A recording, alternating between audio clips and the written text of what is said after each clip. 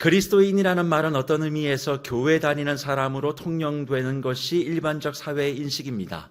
실상 그리스도인이라는 말의 원뜻은 예수를 닮는 사람, 예수께 속한 사람이라는 말인데 우리는 지금 현재 교회를 다니는 사람 말로 사용하고 있으니까 그 말의 본질과 많이 어긋나 있는 것이죠. 동시에 신앙을 가지고 있는 저와 여러분들도 이 그리스도인이라는 말이 어떻게 시작됐는지를 잘못 이해하고 있기 때문에 신앙생활에 여러 가지 안팎으로의 문제를 야기하고 있다 저는 생각합니다. 어떤 문제일까요? 그리스도인이라는 말은 사실 나의 정체성이 무엇인가를 말하고 있는 말씀입니다. 그리스도인이라고 하는 말이 나의 정체성과 연결된다는 거예요. 당시 초대교회 성도들에게 붙여진 이 명칭은 나는 로마인이고 나는 유대인이고 나는 헬라인이고 이렇게 자기를 소개하는 거예요.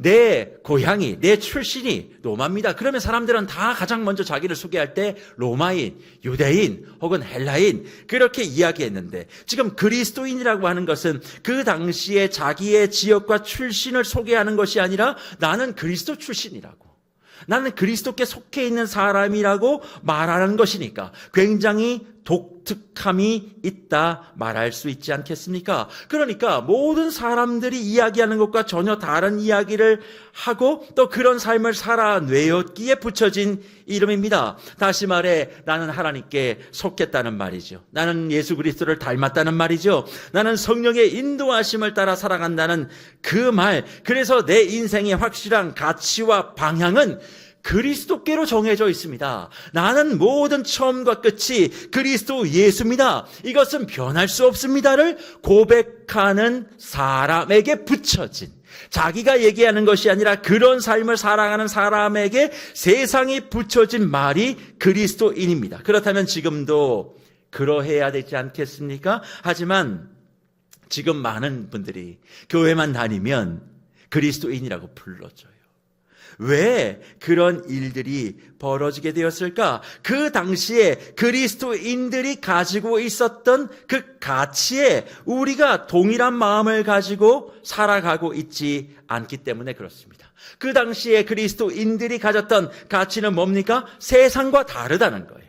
우리는 세상과 다른 삶을 사는 것입니다. 그렇게 얘기합니다. 사랑하는 무별 여러분. 그러면 세상과 다른 삶을 살아가는 것은 어떤 것일까요? 사실 우리는 이 말에 대해서 잘 말하고 잘 생각하지만 우리가 이 말의 구체적인 의미가 무엇인지는 깊게 생각해 보지 않으셨을 겁니다. 신앙인 혹은 그리스도인이라는 것은 하나님께 속해 있으니까 세상과는 달라야 돼, 예수를 믿지 않는 사람과는 달라야 돼 라고 이야기하고 그 의미가 무엇인지에 대해서 잘 생각하지 않아요. 그러다 보니까 이 말을 어떻게 대부분 다 생각하십니까? 세상보다 더 나은 도덕과 윤리를 먼저 생각합니다. 예수를 믿었으니까 세상에서 얘기하고 있는 도덕과 윤리보다 더 나은 삶을 가지는 것, 이것이 그리스도인의 정체성이라고 생각하시는 분들이 많습니다. 네, 맞습니다. 우리는 세상보다 더 나은 도덕과 윤리를 가지고 살아야만 합니다. 하지만 무별 여러분, 세상보다 더 나은 윤리와 도덕을 가지고 살아가려고 하지 마십시오. 세상보다 더 나은 윤리와 도덕을 가지려고 하지 마세요. 그냥 세상에서 말하는 정도라도 지키시길 바랍니다. 세상에서 말하고 있는 도덕과 윤리 정도라도 제발 지켜주시기를 바랍니다. 더 잘하려고 하지 마세요. 그냥 세상에서 말하는 상식, 예의, 매너 그거라도 좀 지키시길 바라요. 도덕과 윤리가 신앙의 목적이 되면 그것은 종교에 불과합니다. 그래서 그리스도인이 더 나은 도덕과 더 나은 윤리가 목적이 되는 게 아니에요. 그건 종교인들이 그렇게 얘기합니다. 그래서 우리는 이것을 뛰어넘어야 되는데 그렇다고 초법을 이야기하는 것은 아니죠. 그러면 무엇입니까? 그리스도인이 로마인과 유대인과 헬라인과 그리고 지금 세상과 가장 다른 큰 이유는 도덕과 윤리 문제가 아니라 관계의 문제였기 때문에 그렇습니다. 관계예요. 하나님과의 관계를 가지고 살아가는가 아닌가가 핵심입니다. 하나님이 빠진 윤리가 무슨 소용이 있습니까? 하나님이 빠진 도덕이 무슨 소용이 있을까요? 예수 그리스도가 빠져있는 평화가 무슨 소용이 있습니까? 예수가 제외된 도덕과 진리, 성령이 배제된 정의와 양심, 이런 것들이 무슨 소용이 있겠습니까? 그런 점에서 제가 늘 강조하는 것이 뭡니까? 신앙은 어떤 것을 추상적으로 만들어버리고 바라보게 하는 것이 아니라 추상적인 것 같은 것을 행동하고 실천하여 현실로 만드는 것이 신앙입니다. 그런데 우리는 대부분 다 어떻게 생각하냐? 하나님은 사랑이래요. 하나님은 은혜래요. 하나님의 사랑과 은혜가 뭔데? 그러면 그냥 하나님의 은혜지 다. 그걸 그냥 추상적으로 얘기하고 말아버립니다. 하지만 정말 그리스도인이라면, 하나님과 관계되어 있는 분이라면 하나님의 사랑과 그 은혜가 구체적으로 무엇인지 나의 삶에 실천하고 행동해서 현실화시키는 사람이라는 겁니다. 기독교 신앙이라는 것은 모호함이 아니라 분명함이고, 이런 분명함은 정확한 신앙 지식으로부터 출발합니다. 그런데 신앙의 지식은 없어요. 신앙의 지식이 없다는 것은 말씀에 무지하다는 뜻입니다. 말씀에 무지하니까 열심만 있고, 그러다 보니 모든 것을 일반화해버리고 단순하게 정리하며, 주로 우리가 하는 얘기가 뭐예요? 그냥 믿어. 믿으면 돼. 기도가 부족해서 그래. 기도 더 해.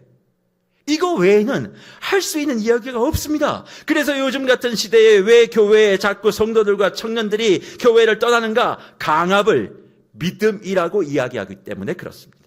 말씀을 통해 바른 가르침으로 이해하게 하고, 그 이해를 바탕으로 주님의 일하심과 소통과 관계를 통해서 뭔가를 이루어내야 되는데, 믿음이라고 말하며 그것이 옳은지 그른지에 대하여 생각하지 않고 내 말에 상대를 묶어버리려고 하는 그런 모습에 청년들이 반감을 사고 교회를 떠나는 것입니다. 특별히 이 조국 이 땅 교회에 대한 대사회적 인식이 떨어지게 된 그 바탕 이면에는 신앙에 대한, 더 정확하게 말하면 하나님과 나 사이, 교회 사이에 존재하고 있는 관계에 대한 지식이 없기 때문에 교회가 다 뭐예요? 맹목적인 따름. 그것을 믿음이라고 착각하고, 결국 그런 무도와 무지가 지금 교회에 대한 사회의 무관심을 낳게 되었다 생각합니다. 그래서 무편 여러분, 바울이 로마 교회를 향하여 복음을 통해 그리스도 예수를 알게 되고 그분과의 관계에 대하여 깊은 이해와 신앙적 지식을 갖게 되어지면 너의 삶은 바뀐대요. 어떻게? 하나님이 기뻐하시는 인생으로.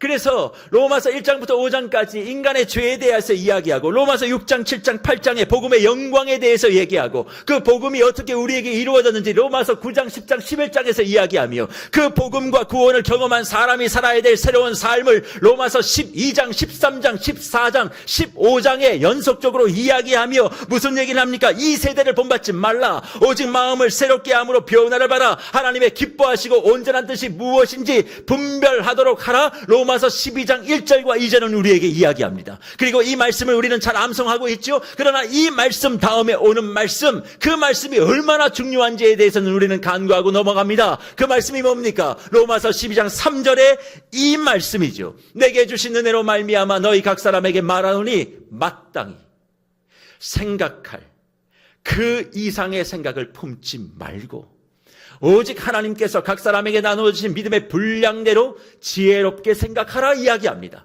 주님 앞에 마음의 변화를 받아 기뻐하시는 삶을 살아내는 삶의 첫 번째가 뭡니까? 마땅히 생각할 그 이상의 생각을 품지 않는 거라고 얘기해요.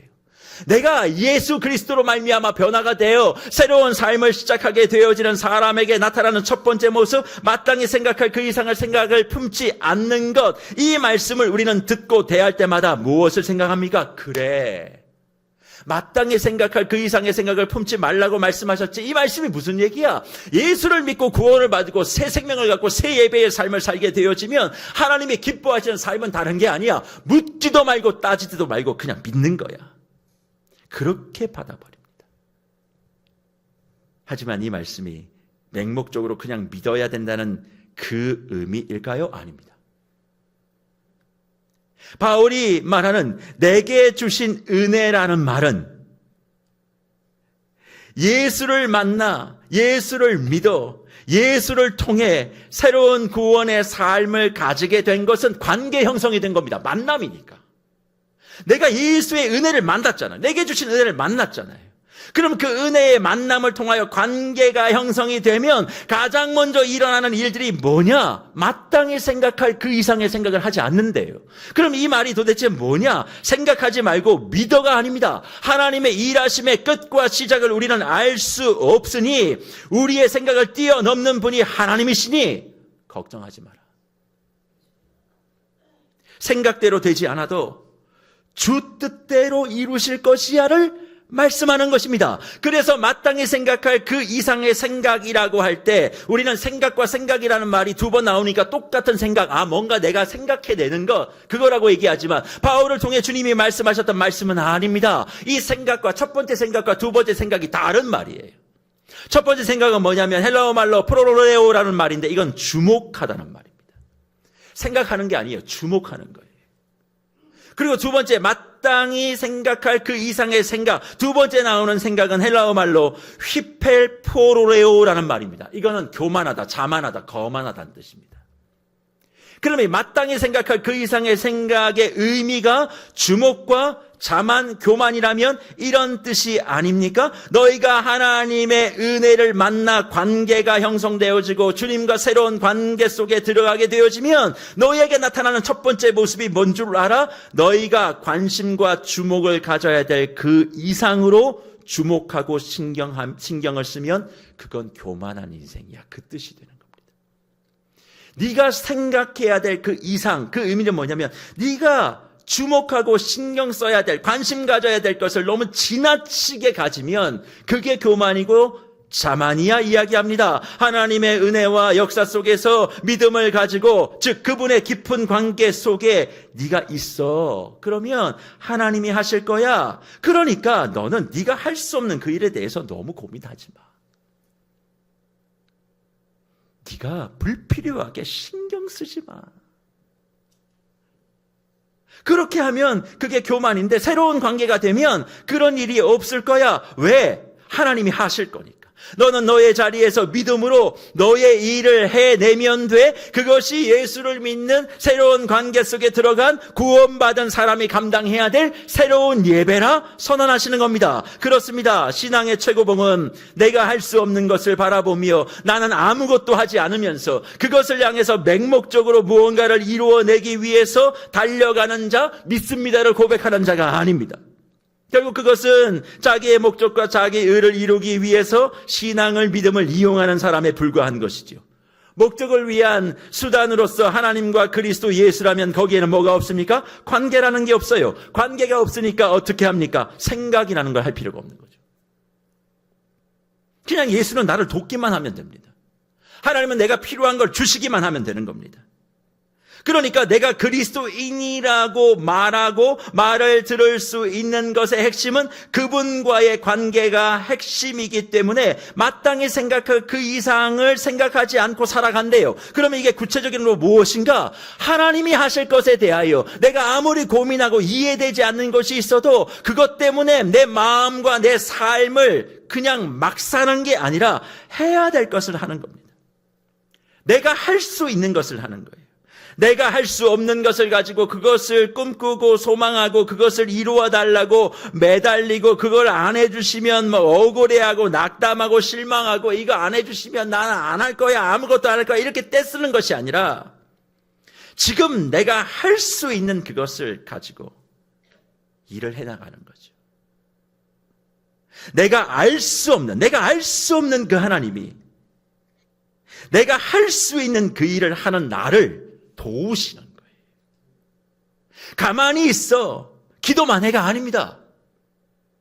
이 세상은 이해할 수 없어요.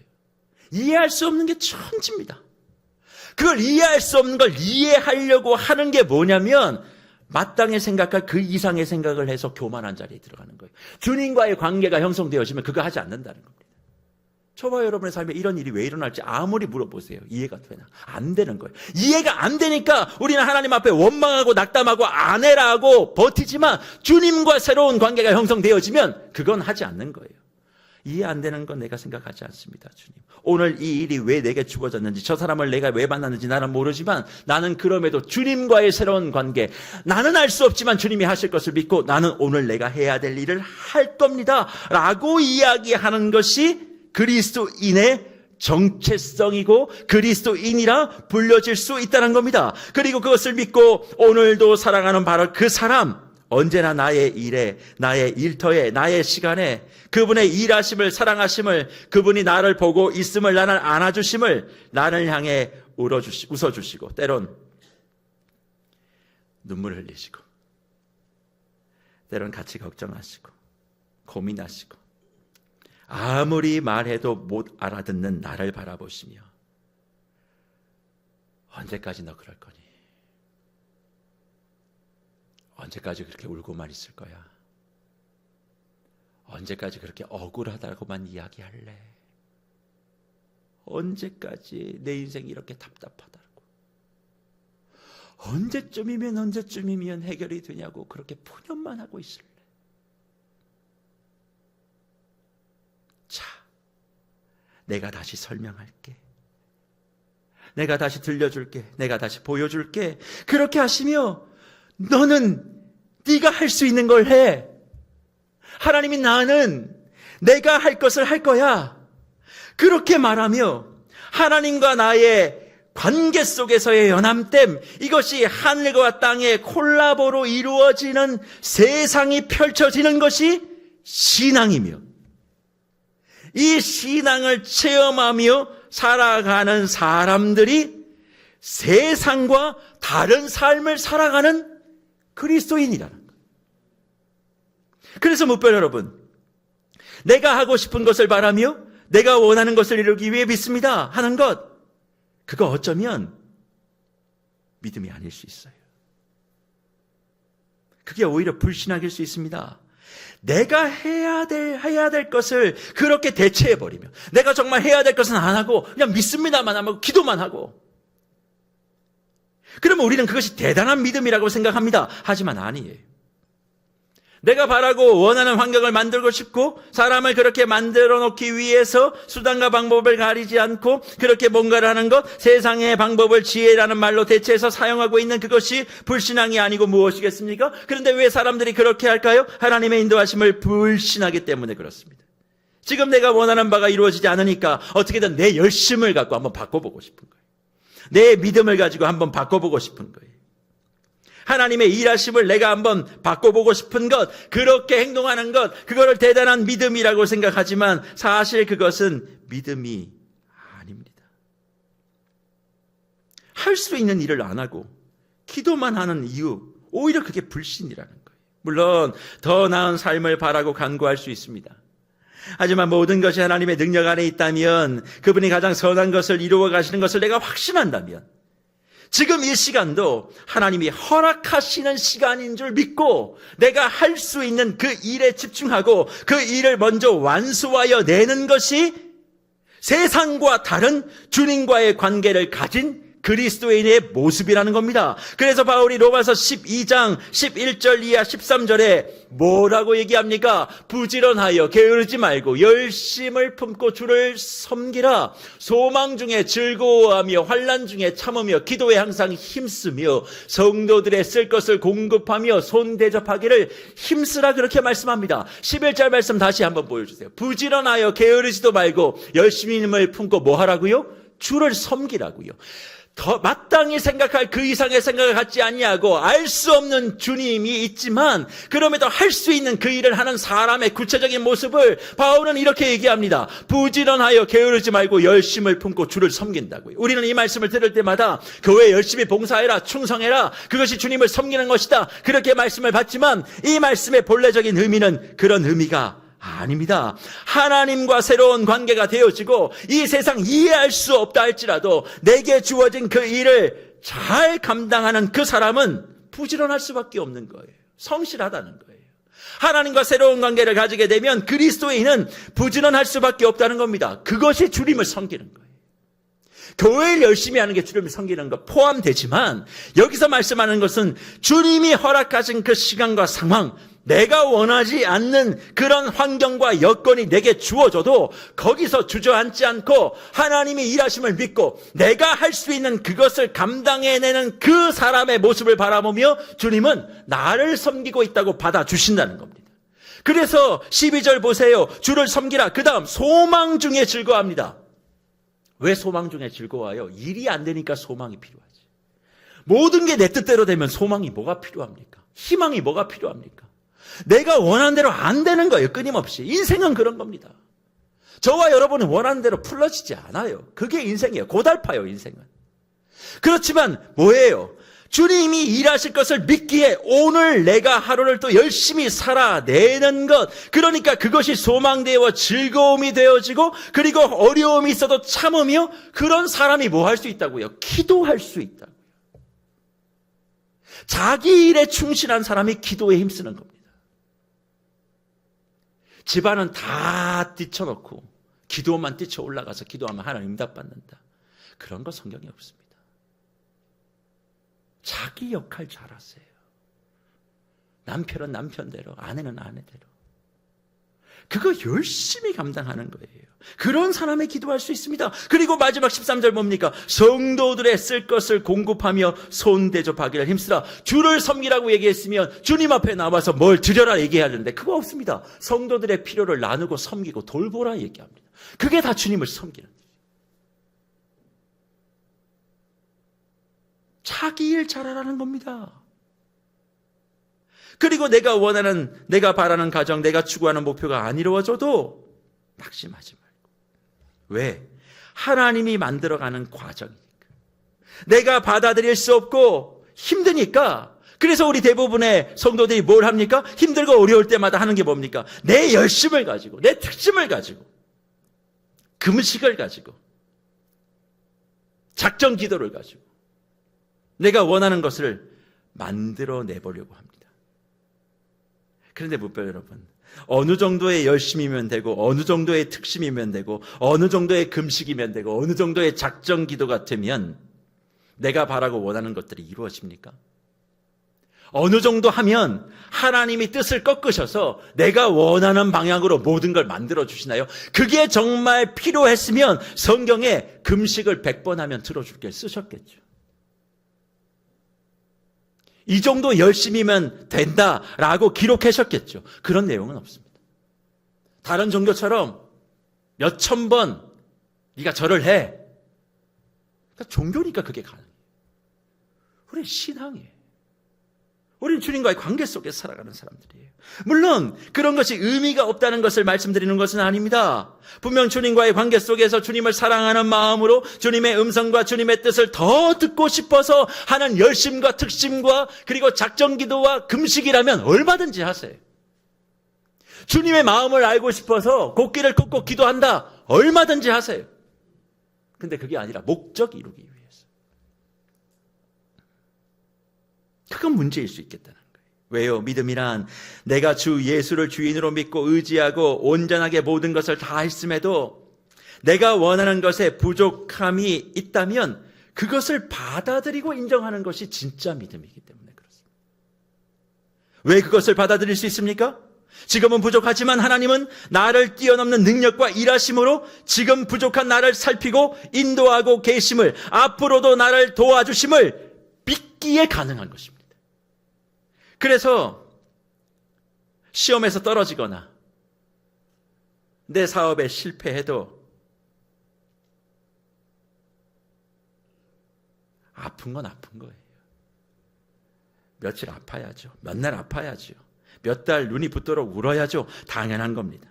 하지만 시간이 지나면 억지로라도 털고 일어나 열심을 품고 주님을 섬긴다, 주님을 위해 무엇을 또 한다, 그런 의미도 있겠지만 주님께 속해 있는 나이니까, 주님이 지금 나를 붙들고 계시니까 내가 해야 될 일 해야지, 내가 살아가야 될 시간도 열심히 살아가야지. 이것이 그리스도인이 세상과 다른 정체성을 가지고 있는 것이라고 성경은 우리에게 말씀하고 있는 것입니다. 하지만 묵별 여러분, 안디옥 교회를 향한 오늘 사도행전 11장에 나오는 그리스도인이라는 정체성이 단순히 이 정도라고 생각하십니까? 아니에요. 이거는 그리스도인의 일반적인 내용을 성경 속에서 찾아 말씀을 드린 겁니다.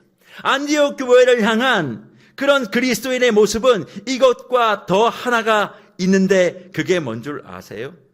도대체 어떤 것이 안디옥 지역 사람들이 안디옥 교회 성도들을 향해서 정말 저 사람들은 예수를 믿고 따라가는, 예수를 닮은, 우리와 완전히 다른 정체성을 가진 사람이라고 부를 수 있었을까요? 도대체 무엇이 있었기에 안디옥 교회를 개척한 바울이 로마 교회를 향해서 했던 이야기를 가지고 생각해 보면 그 해답을 찾을 수 있습니다. 오늘 로마서 12장에서 뭐라고 얘기합니까? 성도들의 쓸 것을 공급하며 손대접하기를 힘쓰라. 분명히 로마서 12장 13절에 바울은 이야기합니다. 우리가 손대접을 하면 세상이 좋아만 하느냐? 꼭 그렇진 않습니다. 우리가 잘 섬겨도 세상은 불편해하는 것은 예나 지금이나 동일합니다. 그래서 우리는 마음을 다해서 정성을 다해서 뭔가를 하려고 하지만 그렇게 불편한 어떤 결과로 돌아오게 될 때 마음이 상하기도 하고, 또 마음이 상하다 보니까 어떤 일이 생기냐면 마음이 막 우글우글거려서 악에 차오르는 경우도 좀 있습니다. 선하게 했는데 그걸 선하게 못 받아들이면 다시는 하는 것 봐라, 뭐 이런 얘기들 하시죠. 막 그렇지 않습니까? 아무리 우리가 지역에 선대를 해도 좋지 못한 것들이 막 반응이 나오고, 그렇죠? 우리가 마음을 다해서 애를 써는데 막 민원 넣고 막 그러면 다시는 저거 하나 봐라, 뭐 이런 마음들이 생길 때가 있습니다. 그런데 그런 저와 여러분들에게 로마서 12장 14절 이하 16절에서 바울은 뭐라고 얘기하는 줄 아십니까? 이렇게 얘기해요. 너희들 박해하는 자를 축복하라. 축복하고 저주하지 말라. 즐거워하는 자들과 함께 즐거워하고 우는 자들과 함께 울라. 서로 마음을 같이하며 높은 데 마음을 두지 말고, 그 다음 뭐라고요? 도리어 낮은 데 처하며 스스로 지혜 있는 채 하지 말라 말씀하고 있습니다. 이게 도대체 무슨 말인가요? 스스로 지혜 있는 채 하지 말라. 이 말씀은 박해하는 자를 축복하고 저주하지 말고 즐거워하는 자들과 즐거워하고 함께 울고, 이런 행동이 나오기 위해서는 스스로 지혜 있는 채 하지 않을 때만 이런 행동이 가능하다는 거예요. 그리스도인들이라고 얘기하는 분들이 제일 많이 하는 게 뭐냐면 판단하는 거 아닙니까? 판단을 왜 해요? 스스로 내가 지혜 있다고 생각하기 때문에 판단하는 겁니다.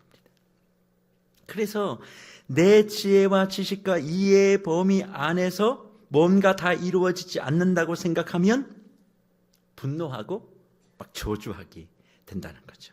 그런데 정말 그리스도 예수 안에서 스스로 지혜 있는 채 하지 않는 사람, 그럴 수 없다는 겁니다.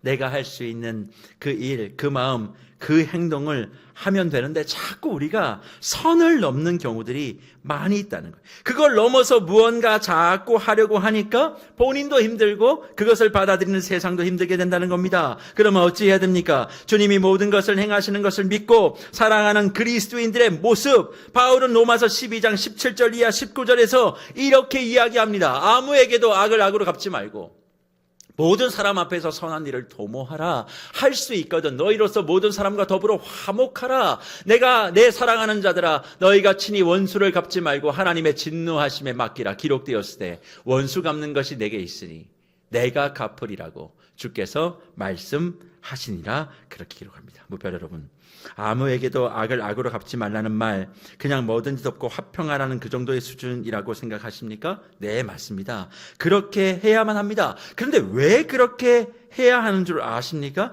하나님이 친히 그분의 진노하심 가운데 원수를 갚아주실 거니까, 하나님이 다 보응해 주실 거니까 너는 화목하라는 그 말씀입니다. 그런데 이 말을 그렇게 받아들이면 두 가지 문제가 생겨요.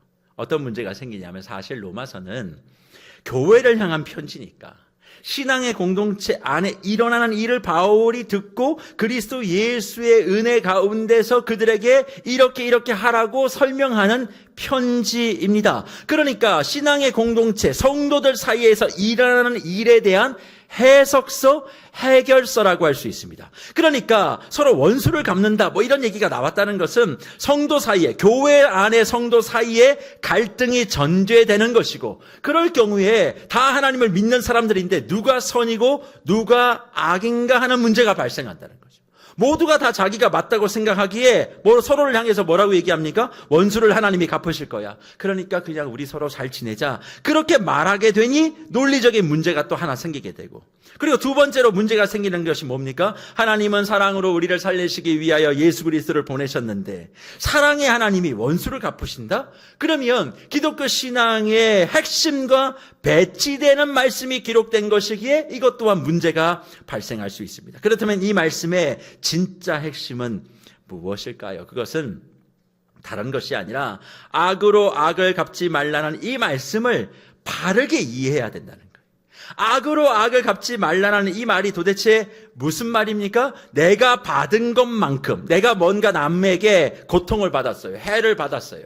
그러면 그것을 갚아주기 위해서 필요한 힘과 그리고 필요한 에너지를 갖기 위하여 모든 것을 쏟아내지 말라는 이야기입니다. 우리가 무언가 보복하기 위해서, 누군가 나에게 해를 줬을 때 보복하기 위해서 제일 많이 하는 얘기가 뭐예요? 두고 보자는 말이죠. 두고 보자. 그러니까 두고 보자는 마음을 딱 가슴에 새기면 그 다음 무슨 일이 벌어집니까? 저 사람을 무너뜨리기 위해서 이제 힘을 가지려고 하고, 그리고 저 사람이 가장 약점이 무엇인가를 찾아 긁어내려고 하고, 그리고 그 사람이 어떻게 하면 가장 고통받을지에 대한 모든 것에 내 삶의 시간의 에너지를 다 쏟는 겁니다. 그게 두고 보자라고 얘기하는 사람들이 가슴에 갖고 있는 마음과 행동이에요. 근데 여기서 말하는 악을 악으로 갚지 말라는 얘기가 바로 그 얘기입니다. 필요 이상으로 네가 뭐 받았다고 돌려주기 위해서 에너지를 쓰지 마. 그걸 이야기하는 거예요. 힘을 길러서 내가 저 사람에게 보복을 하겠다. 그 힘 갖는 게 신앙의 목적이 되고, 그리고 교회의 성도들의 마음의 핵심이 돼서는 안 된다 말씀하고 있는 거죠. 그러니 이 말씀은 서로 화목하라는 말씀 이전에 뭐가 있냐면 보복하려고, 원수 갚으려고 그 힘 가지는데 너의 정성과 시간과 열정을 쏟지 말라 말씀하는 거예요. 더 쉽게 설명하면 아버지 내게 이런 힘을 주십시오. 그래서 전 나쁜 사람 정리하게 해주십시오. 세상을 깨끗하게 만들겠습니다. 교회를 정의롭게 하겠습니다. 그렇게 말하지 말라는 거예요. 무별 여러분, 세상의 악을 제거하고 정리하고 정의롭게 하는 것, 그래야만 합니다. 그런데 그것에 목숨 걸지 마세요. 그럼 어떻게 살아나는 얘기입니까? 저와 여러분의 내면에 숨겨놓은 그 악을 제거하기 위해서 애를 쓰십시오. 나에게 보이는 남의 잘못을 찾아내고 그것을 이야기하며 내가 의롭고 나는 새로운 사람이라고, 나는 저렇게 살지 않는다라고 이야기하며 내 의를 드러내는데 시간과 에너지를 쓰지 마세요. 그것이 우리의 그리스도인의 진짜 정체성.